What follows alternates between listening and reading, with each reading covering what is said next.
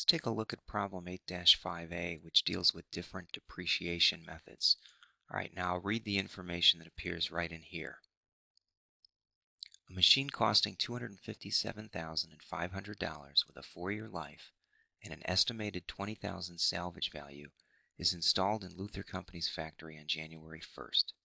The factory manager estimates that the machine will produce 475,000 units of product during its life, and it actually produces 220,000 in year 1, 124,600 in year 2, 121,800 in year 3, and just 15,200 units in year 4. Okay, let me move the mouse off the screen. The total number of units produced by the end of year 4 exceeds the original estimate, and this difference wasn't predicted. Okay, and they give you a hint that the machine should not be depreciated below its estimated salvage value. Okay, now, then we need to compute depreciation for each year under the three methods. And I've got the answers there, but the important part is to understand how we came up with those answers. So let's work on that now. We'll tackle the straight line method first. And I've worked this ahead of time just to save some time, so let me bring it to life. The cost was $257,500. Salvage value was $20,000, and that creates what I call the depreciable base, equal to $237,500. Okay, then we had, I think, the life of the equipment was 4 years, so if we then divide, let me hit the F2 here, we divide the depreciable base by the life of the equipment, what we come up with is the annual depreciation, and that $59,375 is what we get for all 4 years, and it totals $237,500 at the end of 4 years. All right, now let me slide and let's take a look at units of production. I've got a couple things on the screen because I worked it ahead of time. So let's put down some titles here. Yeah, let me think. I think our titles are right here. We've got units of production. We might have some other information we need to drop in.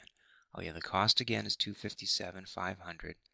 Salvage value didn't change, 20,000, so we still have a depreciable base of $237,500. Okay, now the total units estimated was 475,000 units. So with that knowledge, we take the depreciable base divided by, let me see if I can hit the right key here, depreciable base divided by the total units we expected to produce, and we come up with the cost or the depreciation per unit. And I didn't give this one a title, but this would be depreciation per unit. Okay, and I'll just leave that abbreviated. All right, so then what we know is in the various years, the number of units produced were given. These are these numbers. Then what we've got to do is determine the depreciation, and I'm also going to keep an accumulated depreciation as we go. All right, so if I hit the F2 key, we multiply the 50-cent depreciation per unit times the number of units produced. When we do that, we can multiply all the way down. Okay, now I don't want to copy this one over, and this one I'm going to bring it to life because I want the yellow to stay. If I copied it, it would turn white. All right, then if we determine accumulated depreciation, the first year it's 110. The second year we have to add the 110 to the 62. Then we need to add again. And when we get to the last year, we see that accumulated depreciation is $240,800. That should be what we have here. But we can't go over the $237,500, right? The depreciable base we already calculated. So what that tells us is, with units of production, you have to keep track of when you have fully depreciated the units. And in that last year, you can only go so far. So if that becomes 4,300 units, we achieve the maximum of 237,500. And probably, without knowing the answer, the best way to do that is you would take the depreciable base less whatever you've depreciated, and then compare that to what you would initially determine is the amount of depreciation.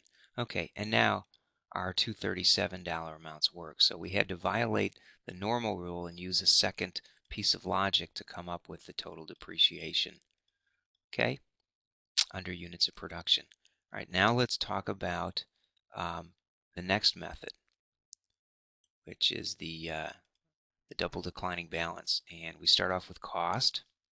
Now with double declining balance, we really don't have to worry about salvage value up front.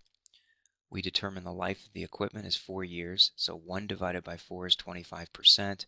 So we could take a double declining balance, takes double the straight line rate. So 2 divided by the life of the equipment, right?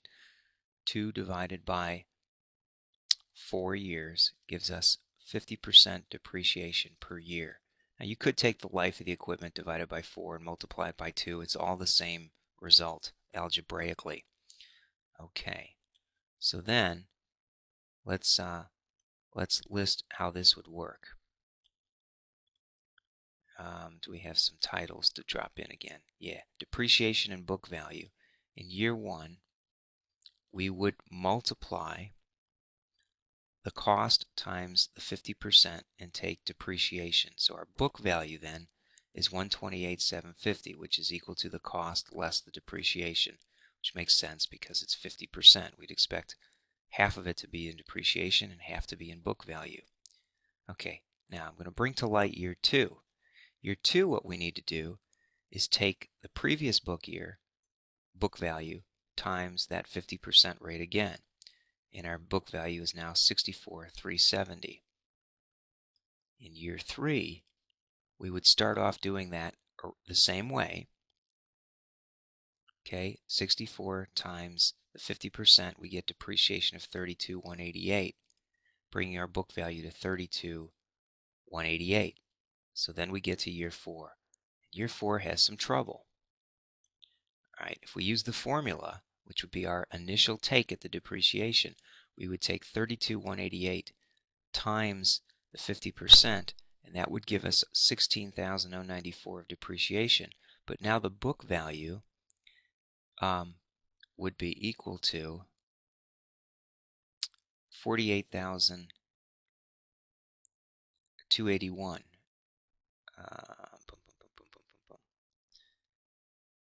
Okay, excuse me a second here. What I want to do is show how much accumulated depreciation we would have. The problem is, as soon as we do this, we're over that dollar amount of depreciation. And remember, the total depreciable base is 237,500. So if I do a quick calculation here, book value, why don't I put the book value right here? Cost,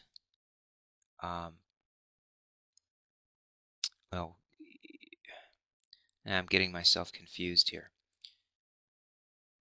We know that we cannot depreciate beyond $20,000.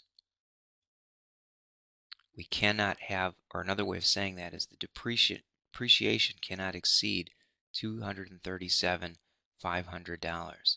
So what we would have to do here is take the accumulated depreciation and subtract it from 237,500. I said that the wrong way. Take the maximum depreciation less the sum of what we already recorded. That would give us accumulated depreciation. And we know that only 12,188 can go there. Now, perhaps a better way of showing this is, let me move this all over here. And then we could calculate an accumulated depreciation. Okay? So in the first year we have 128, so we could do it this way as well. Equal the accumulated depreciation plus the current year, and then just copy down. And we'd see that if we hadn't adjusted for this first year, right, and used the formula that was there before, our accumulated depreciation would exceed $237,500. All right, so that gives us 128, 64, 32, and 12, 188. So again, we had to pay attention to how far down we go on depreciation, and that matched our numbers here. 128, 64, 32, and 12, and some spare change. And that takes care of this problem, everyone. Thank you.